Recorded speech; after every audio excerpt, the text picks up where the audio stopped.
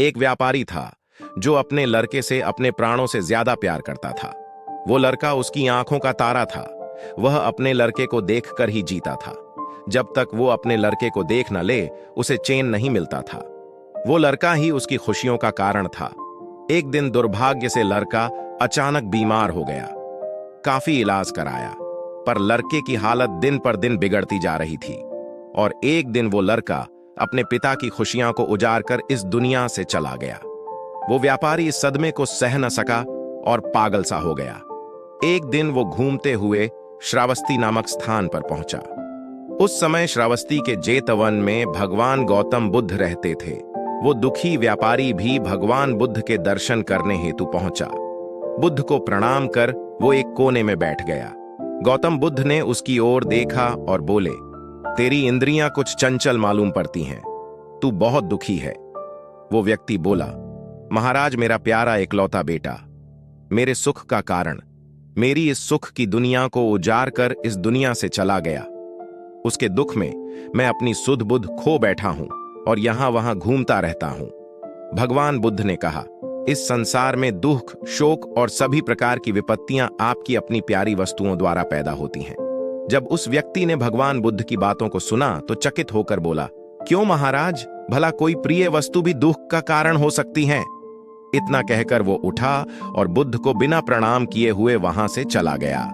कुछ दूर चलते चलते उसे कुछ जुआरी दिखे जो जुआ खेल रहे थे। वो व्यक्ति उन जुआरियों से निंदा करते हुए बोला, सुनो, गौतम को देखो, वो कहते हैं इस संसार में सभी प्रिय वस्तुएं दुहक का कारण होती हैं। दुनिया में जितने भी शोक और विपत्ति हैं वो अपनी प्रिय वस्तुओं के कारण ही हैं। मुझे तो उनकी बात पर बिल्कुल भी विश्वास नहीं है। सभी जुआरी उसकी बात सुनकर हंसे और उनमें से एक बोला, तुम सही कह रहे हो, प्यारी वस्तुएं तो सुख और आनंद के लिए हैं, उनमें दुख और शोक की कल्पना करना तो मूर्खता वाली बात है। जुआरियों को अपनी बात का समर्थन करता देख वो व्यापारी बहुत खुश हो गया। बस वो समझ गया कि वो ठीक है और गौतम बुद्ध गलत। अब तो वो सबसे जाकर गौतम बुद्ध की बुराई करता। यह बात पूरे नगर में फैल गई। उस नगर के राजा प्रसेनजित के कानों तक भी यह बात पहुंच गई। उस राजा को भी गौतम बुद्ध की बात सही नहीं लगी। उसने कई विद्वानों से इस बात पर चर्चा की, पर सभी ने कहा, ऐसा नहीं हो सकता। भला कोई प्रिय चीज दुहक का कारण कैसे हो सकती है? जब यह बात रानी ने सुनी तो उसने राजा से कहा, महाराज, यदि गौतम बुद्ध ने यह बात कही है तो निश्चित ही यह सही होगी। रानी के बात सुनकर राजा क्रोधित स्वर में बोला, गौतम, जो भी कहता है तू बस उसकी बात का गुणगान ही क्या कर। ये सब तेरा भ्रम है। तुझे एक भ्रम के रास्ते पर जानबूझकर भटकते हुए देखकर मेरी आंखें जाली जा रही हैं। जा, हटा जा यहां से। भगवान बुद्ध के खिलाफ रानी कुछ नहीं सुन सकती थी, इसलिए दुखी होकर वहां से चली गई।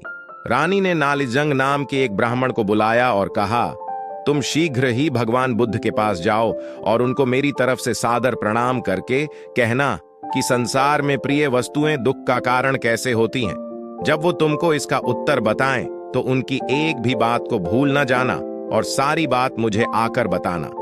नालिजंग बुद्ध के पास गया और उनसे मल्लिका द्वारा कही बात बता दी। भगवान बुद्ध बोले, हाँ, इस संसार में सभी प्रिय वस्तुएं दुख का कारण होती हैं। कुछ समय पहले एक स्त्री की मां मर गई। वो स्त्री अपनी मां के वियोग में इतनी दुखी हो गई कि उसका अपने शरीर का भी ख्याल नहीं रहा। वो फूलों से, पेड़ों से, आते जाते राहगीरों से यही पूछती कि क्या तुमने मेरी मां को देखा है। ऐसा इसलिए हुआ क्योंकि वो स्त्री अपनी मां से बेहद प्यार करती थी। बुद्ध आगे बोले, इसी तरह इस स्त्री अपने मायके गई।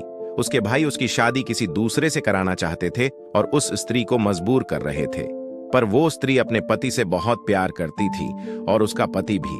पर उस स्त्री के भाइयों को यह विवाह अनुचित लगता था। एक दिन वो स्त्री किसी तरह अपने पति के पास पहुंच गई।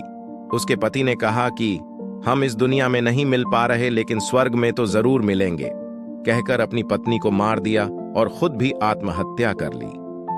नालिजंग बुद्ध की सभी बातों को सुनकर और बुद्ध की आज्ञा लेकर रानी के पास पहुंचा और उन्हें सारी बात बताई।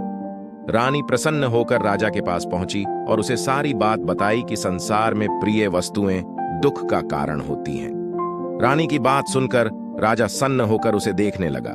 रानी आगे बोली, महाराज, आपकी प्रिय पुत्री वज्जिनी आपको प्यारी लगती है ना? राजा बोला, हाँ मल्लिके, वो तो मेरी आंखों का तारा है।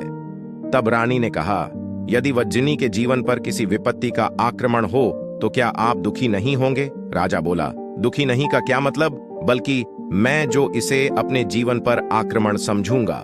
इसी तरह रानी ने राजा को प्रिय लगने वाले मंत्री, सेनापति, राजगुरु आदि के संबंध में भी पूछा।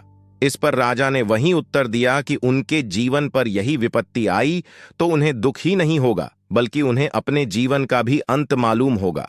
रानी मुस्कुराते हैं बोली, महाराज, अब तो आपको गौतम बुद्ध की बात समझ में आ गई होगी। राजा चौकन्ना होकर सोचने लगा और बोला, गौतम बुद्ध हमेशा सही उपदेश देते हैं। मेरी आंखें खुल चुकी हैं। उसके बाद राजा भी भगवान बुद्ध का वंदन करने लगा।